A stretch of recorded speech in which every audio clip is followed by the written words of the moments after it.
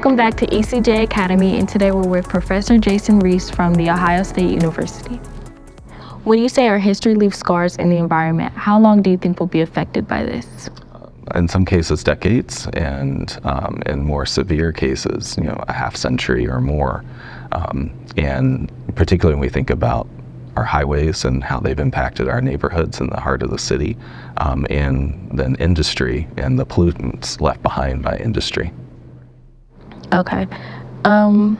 So since anytime our society goes through a demographic change, how is there a pushback with the housing market? Yeah.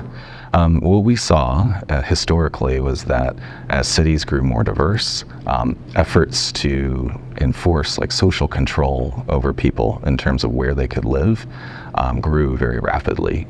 So in the 1920s, we would see segregation in the housing market increase dramatically here in Columbus as a result of that. Okay. So since early zoning has always had a social control, how is it based on a racial control as well? Yeah, so, the first iteration of zoning in the U.S. Was very racially explicit, and in fact, designating down to city blocks who could live where within cities. The Supreme Court eventually found that to be unconstitutional. And so what zoning then really began to do was to discriminate based on class. And so what you'll see then is a lot of neighborhoods would be zoned so that you couldn't build affordable housing. You can't build multifamily housing, which is really critical to renters, thus kind of creating economic segregation in our cities. Okay, so with the African American Settlements Report Map, how does that affect the community and with the environment? Yeah, so looking at that report, what we can see is that the historical settlement areas here in Columbus were all designated as risky for investment by the federal government. And so we can see definitely in the case of Columbus that race played a major role in what neighborhoods were deemed unworthy of investment. Okay. So with those houses, are they still since the red line has a great impact on health, are they still going to be affected by those chronic diseases and lead exposures? They can, yeah. This is why we need to really focus in on remediating a lot of these environmental risks that are still in our communities. And lead's a really great example.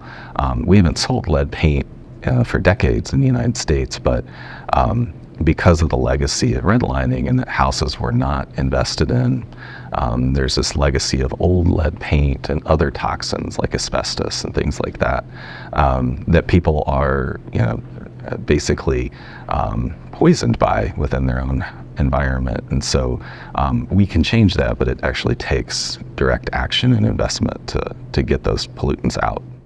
Okay, so how does Homeport help with the community, with affordable housing? Yeah, so Homeport is one of the many affordable housing developers here in our community.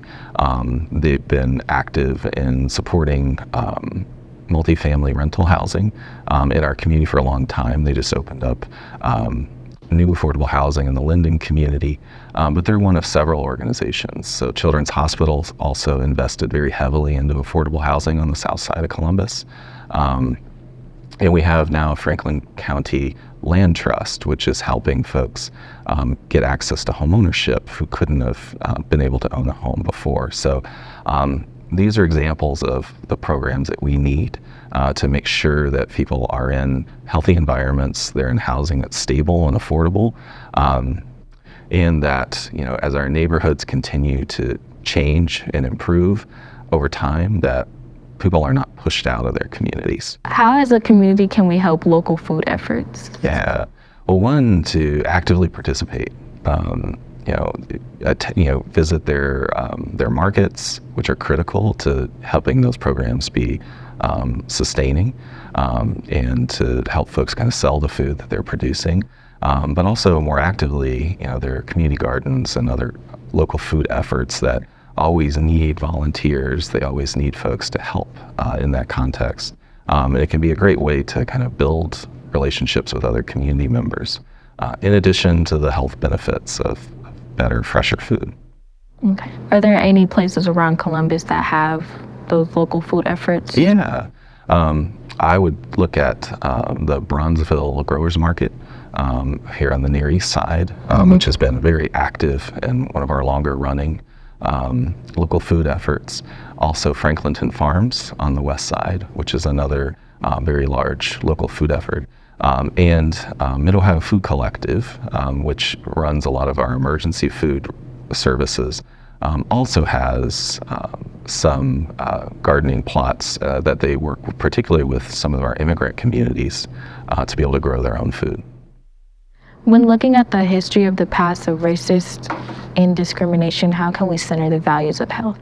Yeah, I think keeping equity at the center of what we do at all times. If we don't center those values, what I've found in my experience is that those values get pushed out of the equation, either for reasons of politics or for reasons of the economy and capitalism and profit. And so really it's about making sure that as we're planning for communities that we're planning for everyone in that community, including those folks who are most marginalized in that space.